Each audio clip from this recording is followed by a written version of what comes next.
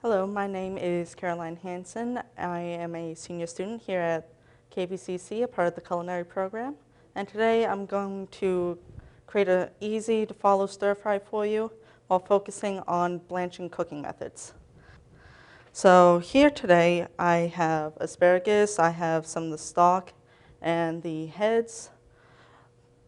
They're cut down to about 2 inches to a ½ inch because the stalks can get kind of woody and require some more chewing. But if you take too much of it, it's a fibrous vegetable, so you can actually get like splinters in your gums, and it's not a pleasant experience. I have snow peas, which are great. They tend to be a little sweet and help balance out with some of the bitter and umami flavors I have going on today, and some broccoli. My other vegetables are some shiitake mushrooms and some onions, but onions are very heavy with water and don't blanch well, but they'll do better for stir frying. While mushrooms, they act like a sponge and they'll absorb everything, and you don't want them saturated with water when you're going to put a sauce on them. So first we're going to start out with actually our soba noodles. They take a little while to get going and to cook. They take about 5 minutes compared to your regular Italian noodles. They are made with buckwheat, which is naturally gluten-free. In this package, you have 3 packets, which are about 2 servings each. So here we're just going to drop them in some rapidly boiling water. Now, most people will try to put oil or just leave it plain, but we actually want very salty water. I've already salted these pots beforehand, but it's always good to taste every step that you go, and you need to season every step you go so you can continue to build on top of flavors. So I'm going to give my noodles a quick stir. And they're already starting to become kind of flimsy, and the starches are starting to gelatinize. Now here I am going to start with my snow peas, which I've just cut in half on the bias. And we're just going to blanch these until they become a brighter green than what they already are. Now, if you overcook your vegetables, you can get like a gross army green color to them, and it's just absolutely horrible. And we're blanching because we're also going to be applying a second dose of heat. So this will help maintain the color and texture of your vegetable. So these snow peas are already done. They're a beautiful bright green, and we're going to put them in an ice water bath, which immediately stops the cooking process so they can retain that color and crunch.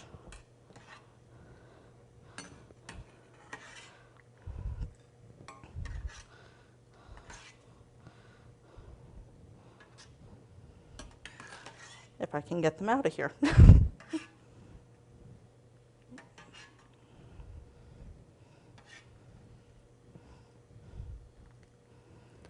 Now, if you notice, my water is a little green, but that's okay because all of our vegetables are green today.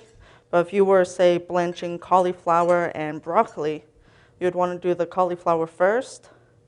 Test to make sure your salt levels are still good.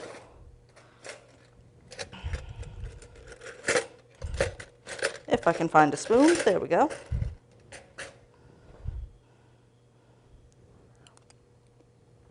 Still nice and salty. So next I am going to do some of our asparagus while our snow peas continue to shock. Now this asparagus I'm going to let cook extra to demonstrate that army green color for you, because an army, see how it's nice and bright green right now? Just after about even less than a minute. I'm going to let that go even further as I take my snow peas out of their ice bath.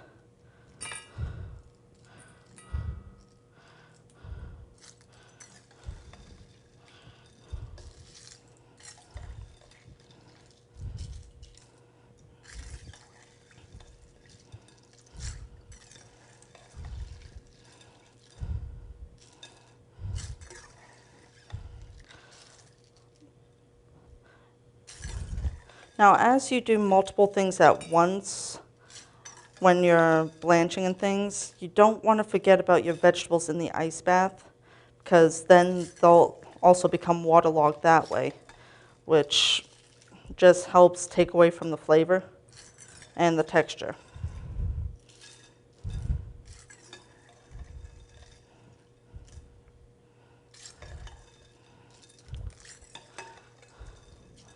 Let's see.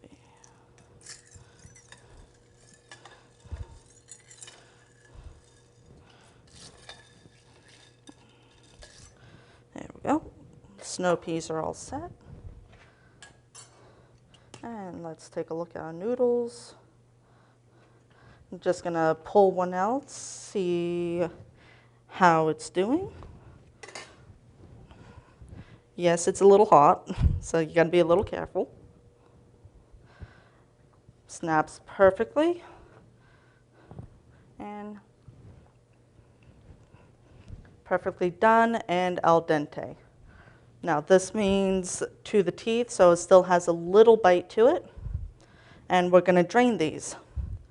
Now the difficulty with soba noodles is they're also very starchy, so you actually have to give them a rinse under cold water so they don't become one giant block.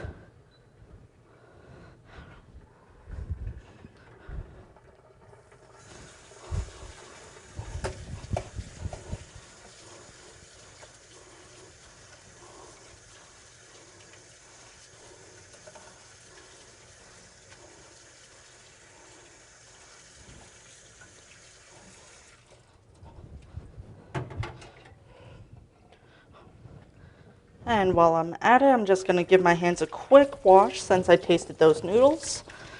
What some people tend to do, they tend to kind of sing the alphabet in their head while washing their hands,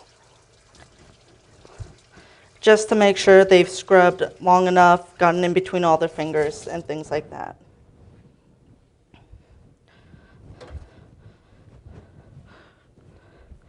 Now my noodles I'm just going to set aside in a separate bowl.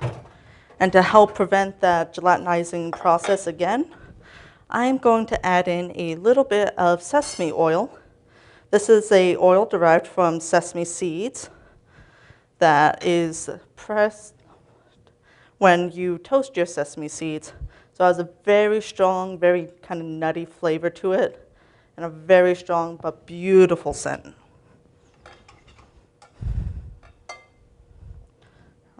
And we're just going to set that aside for now.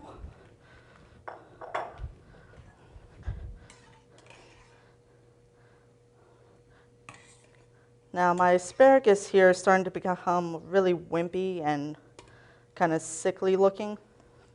Some of the heads are starting to turn more brown and kind of yellowish, so it's starting to lose its color from the chlorophyll. So we're just going to take that out of there. We're not going to be serving that.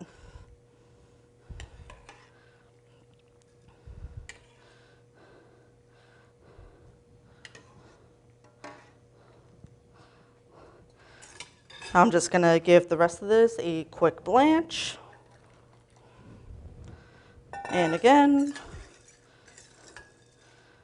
these pieces we're just going to take out and discard.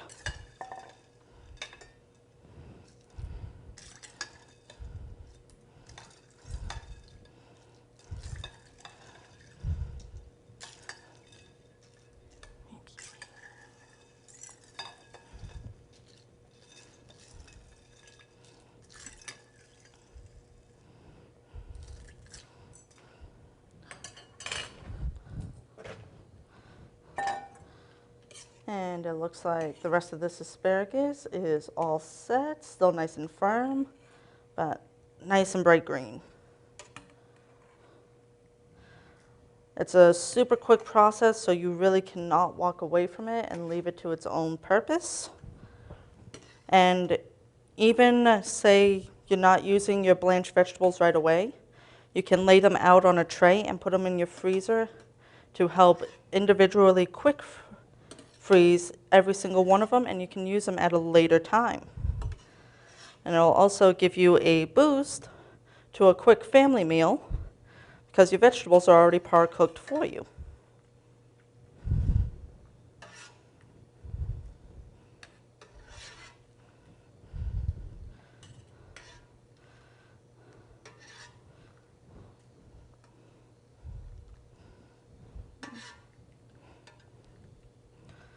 Now I'm just going to finish off my broccoli really quick here.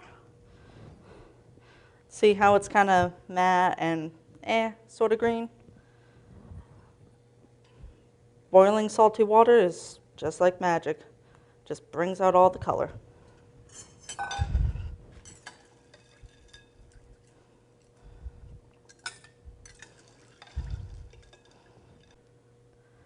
All right, so I've just taken my broccoli out of the boiling water and into the remains of my ice bath. Now, from before, they were kind of a really matte, not really bright green. These are now bright green, a little more tender on top, but still nice and crisp in the center. Just going to take these out now that they've been shocked, and we're just going to turn our stove off.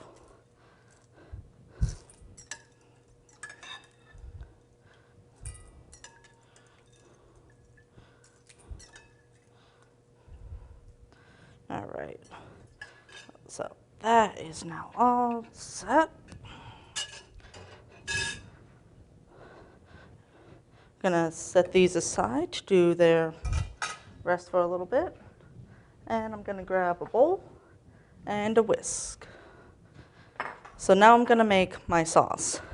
So here I have some sugar, some rice wine vinegar, soy sauce, and the remains of my sesame oil. We're just going to give this a quick mix, get the sugar nice and dissolved. This will be going on as we stir fry.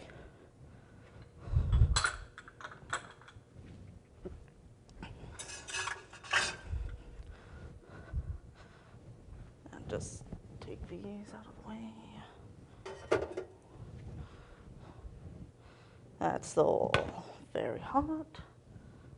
I'm just going to set that over there for now. Now here I have a very large saute pan. It's kind of a cross between a saute pan and a wok. Most restaurants just use a wok, which is just a very bowl-like pan set on top of an open flame with just two short handles. So here I'm going to turn on my burner to about medium heat. And I'm going to add in some of my canola oil, get that warming up. Now, as you've noticed, this is a fully vegetarian stir fry, but you can also do this with some glazed salmon, some tofu, basically any sort of meat you may want to use. I decided to go with mushrooms instead today because they have a very strong, meaty, and earthy flavor to them, which are just wonderful. And my oil is now starting to give a wavy pattern to it in the bottom of the pan. So I'm going to use my two aromatics, garlic and ginger. When we talk about aromatics, most people think of your basic mirepoix, which is French, which tends to be your onions, carrots, and celery. But in Asian cuisine, it tends to be more garlic, ginger, and onions, and even some lemongrass, depending on the application. So my oil is not yet sizzling, even though it's giving its wavy pattern, so my pan was not hot enough. So just going to give it a few more seconds. Bring my canola oil over in case I need it any more. And in this ramekin, I just have salt for flavor.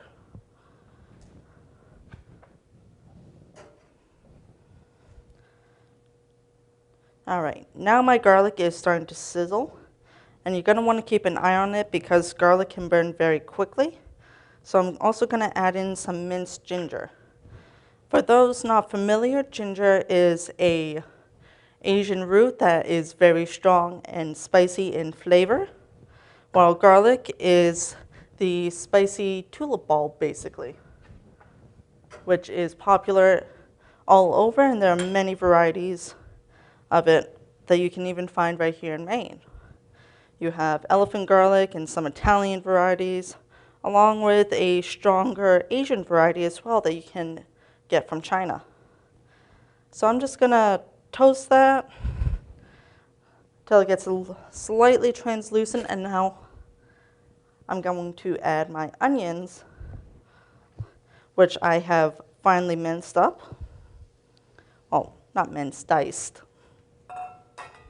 I'm gonna go until that's translucent too. The room is now getting a strong scent of ginger and garlic, which is wonderful. I mean, even in China, they use food as medicine. So, you know, whenever you're like sick or have an upset stomach, your mom always gives you like ginger ale to drink. Well, a lot of people believe ginger has healing qualities to it, which can help with an upset stomach. Or herbal teas that'll help with sinuses and things like that. It's becoming more popular over here in America because we're now on this trend of searching for more natural foods and healthy cooking. Now I decided to go with canola oil today to do most of my frying, just because it's a bit healthier than butter,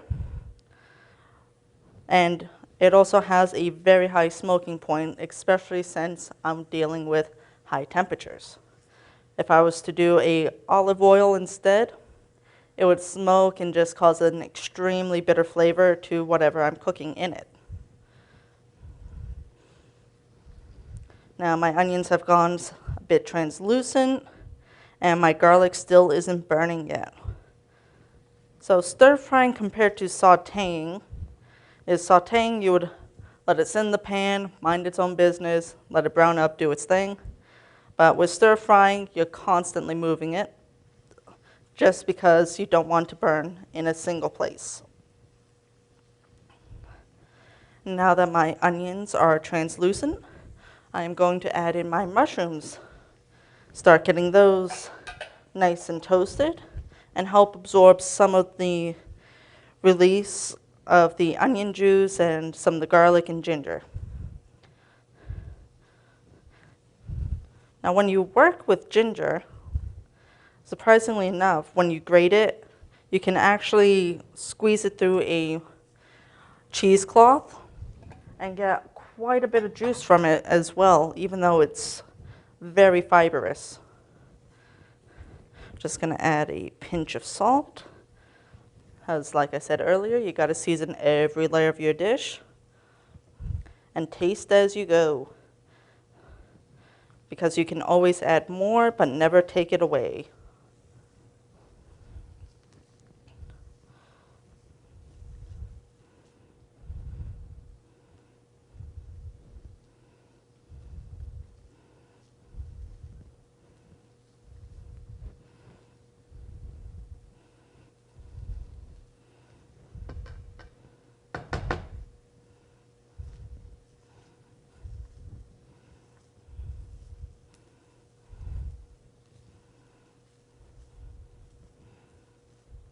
All right, my mushrooms have started to absorb some of the oil. They're starting to get a nice brighter color to them, and they're developing a sort of a gloss on their own with just what I have in here so far. It smells wonderful. Now I'm going to add back in my vegetables to heat them back up. Just before I add the noodles and toast off my sesame seeds. All right. Now as these vegetables are warming up, I'm going to get one last pan out. We're going to start heating that so we can toast off some sesame seeds as our garnish. Because sesame seeds on their own are just a little bland, not really providing a lot of texture, and just aren't exciting. Now, sesame seeds are the seeds that you'll get on like your buns when you go to like a fast food place, or even buns that you can pick up at the store. But those aren't toasting and they don't provide anything to the meal, do they? So now I'm just gonna add in my noodles that I dressed with some of my sesame oil earlier. And I'm going to add in my sauce. Now as this sauce reduces over everything, it will kind of create this glaze because of the sugar melting.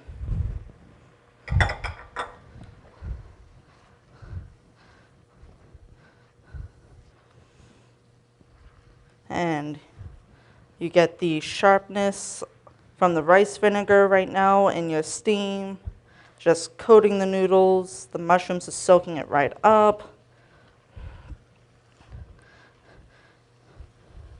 And I'm just going to keep this going until everything is all absorbed and just brushed over everything. Just going to check the temperature of my other pan here with my other hand. Still a little cool. We'll turn that up a bit. Now when you toast off nuts or seeds, you want to do dry roasting.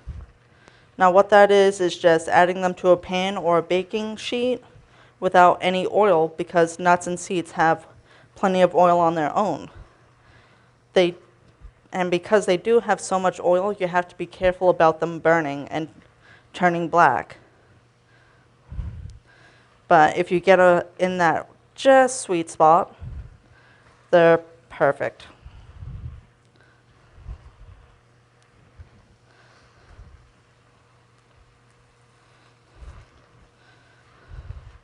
There we go.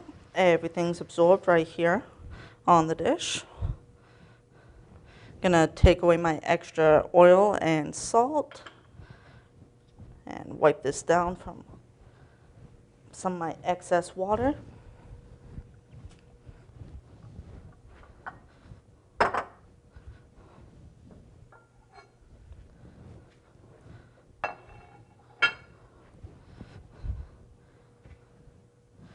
That pan is now hot enough for my seeds, so I'm just gonna sprinkle them right in there and let them go for a second as I take my tongs. Oh. And because the pan was so hot, there's a bit of a popping noise. And they're already nice and beautifully brown. So if I let them sit there any longer, they're going to be garbage. So for the stir fry, just going to take my noodles here, grab a good tong full, and kind of twist it up into a nest, help give it some more height. Gonna go and select some of my vegetables. Beautiful broccoli. Can't forget the snow peas, one of my favorites. Some asparagus.